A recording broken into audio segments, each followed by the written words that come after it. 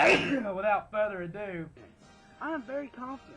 Woo! Tennessee.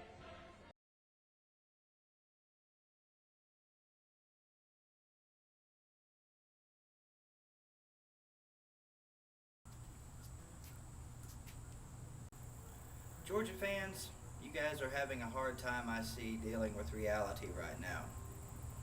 You have it in your heads that the same team that came to Athens last year is the same team that you will be facing this year in Neyland Stadium. I must point out to you that we have a different starting quarterback. The circumstances surrounding this game this year are totally different than those that surrounded last year's game. Last year, both teams had terrible records. Last year, we were in Athens, quite obviously. Last year, Tennessee was coming off probably one of the most gut-wrenching, heart-destroying losses in the history of Tennessee football. Now, that's no excuse. I'm not using that as an excuse as to why Tennessee got their heads handed to them last year. I'm just saying, you know, college kids sometimes have a hard time getting things out of their head. And when you go through a mental disaster like that LSU game last year, it's tough to pull yourself together, especially with a bunch of freshmen and sophomore, and move forward. But congratulations, Georgia. You whooped us last year. You've had your 12-month run of trash talking, but that all comes to an end Saturday night in Neyland Stadium. The atmosphere changes, the location changes, most importantly, the teams on the field and the circumstances change immensely. This is a much better football team that you guys will be seeing this year than what you faced last year. Would I like to have Justin Hunter in our arsenal this year? Absolutely. Justin Hunter's good for at least 7 more points, if not 14. That's something we'll never know. But Tennessee, in effect, has had 3 weeks to get ready for this game. 3 weeks to retool their offense. Although I know it was only Buffalo last week, it still looks as though Tennessee has kind of retooled and fixed the receiving issue. It's not just the Derek Rogers show in Knoxville. We've got several other good receivers that you guys will learn all about Saturday. We've got 2 great tight ends, and we've got the best quarterback in the SEC slinging the rock. You guys are going to throw Aaron Murray at me. Some of you guys might even say the Ralph guy at Mississippi State. That's funny. Some of you might even be willing to say that A.J. McCarron is a better quarterback than what we've got. But you guys are crazy. Right now, our quarterback is playing better than any other quarterback in this conference. And at least, at the very minimum, playing as a top 3 quarterback in the country. The competition steps up this weekend, there's no doubt. Georgia's definitely got a much different defense than what we saw in Montana, Cincinnati, and Buffalo. You can't argue that. But given the circumstances and given everything that happened that day, our quarterback still did an excellent job, I think, down in Florida. That, to me, and to most ball fans, showed how much improvement this guy has made since last year. He's more mature. He knows more of the offense, and he has taken leadership of this team. That's 3 intangibles that are critical to being a great quarterback in college football.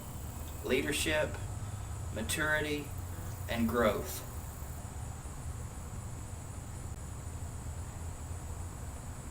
Three biggies. He's got them all. Not to mention an unbelievable skill set at the QB position. Now, our running game. Our running game concerns me. This is a game where our running game really needs to make a statement that they've turned the corner and are heading upward in direction. The biggest concern I have for this game this weekend is special teams. Our special teams have been atrocious. You guys have some pretty good ball hawks on that defense, but I'm not scared. I'm not scared of our ability to stop you guys, and I'm not scared in the least about our ability to move the ball on you guys. We're going to score this weekend. That's not an issue. We're probably going to score in bunches, in my opinion. Isaiah Crowell, he's looking to be a pretty good running back for you guys. A lot of what happens this weekend depends on how that young man does. I'm not going to stand here and say that we're going to shut him down, because so far we haven't shown an ability to shut down good running backs. But our defense has made strides every week. The one problem area for our defense right now is the big play. You guys realize, and granted, I know it's Buffalo, so take that with a grain of salt. Last week, if you take 2 plays out of that game, Buffalo has 50 yards of total offense. 50. 5-0. I know it's Buffalo. Don't hit me with that one. I know you can't take the big plays out of there. I'm just saying the potential is there with this defense to be dominant. At some point, they've got to step up and show it. Will this be the weekend? Who knows? We'll find out. I'm very confident in this game. In fact, Bill Vervalls mentioned that he thought Cincinnati was a better team than Georgia. I'm not going to go so far as to say that I think Cincinnati's a better team than Georgia, but I will offer this. I am more confident and feel more comfortable going into this game than I did going into the Cincinnati game. Georgia, to me, their offense doesn't really scare me. Yeah, now if we go out there and lay down and we turn the ball over a bunch of times and our defense doesn't get lined up right, Georgia can score. But I don't think that's going to happen. Tennessee always steps up against Georgia in Knoxville. I expect this year to be no different whatsoever. I look forward to seeing the members of the Dog Pound Saturday. Look forward to hanging out with you guys, giving you a little bit of hell, and hopefully having 2 or 3 of you carry me to the stadium Saturday. Guys, you got to look out for us old folks. Show us a little respect. I'm going to be as old as Tin Man Boo one of these days if I can help it. And I want the same kind of respect as an old man that he is receiving. Go Vols. Beat that Georgia ass. Tennessee 38. Georgia 24. Go Vols. I'm going back to the Mockingbird, Tennessee, where I was born, where the eagles fly and the birds are singing. I can hear them on a summer morn.